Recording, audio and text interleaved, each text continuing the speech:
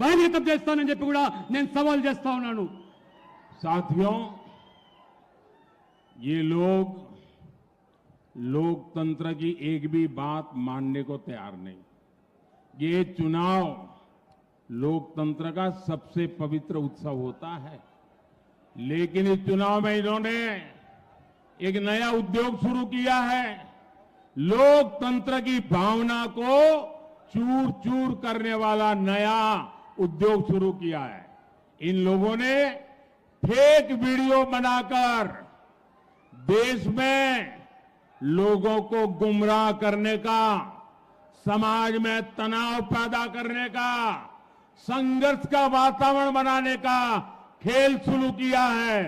इसमें तेलंगाना कांग्रेस और खुद डबल आर का नाम सामने आ रहा है।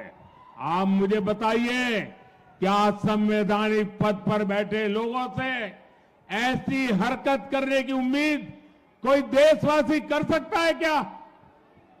మిత్రులారా, ఈ ప్రజాస్వామ్యంలో భాగంగా ఒక ఎన్నికల ప్రక్రియ, ఆ ఎన్నికల ప్రక్రియ ఒక పండుగ వాతావరణంలాగా ప్రజాస్వామ్యాన్ని జరుపుకునేటువంటి మన హక్కు, ప్రజాస్వామ్యం ఇచ్చినటువంటి మనకు స్వేచ్ఛ.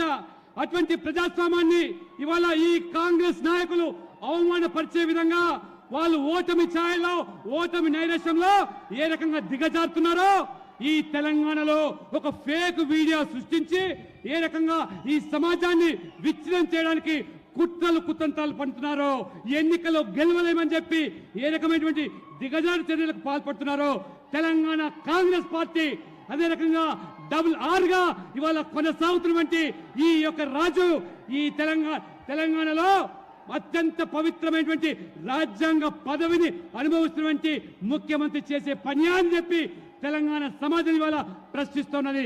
కాబట్టి ఖచ్చితంగా తెలంగాణ ప్రజలు దీన్ని ఎదుర్కోవడానికి ఎన్నికల ప్రక్రియ ద్వారా ప్రజాస్వామ్య ప్రక్రియ ద్వారా ముందుకు రావాల్సిందిగా మేము కోరుతా ఉన్నాము. साथियों, तेलंगाना और देश के विकास के लिए बीजेपी ही विकल्प है, बीजेपी ही संकल्प है।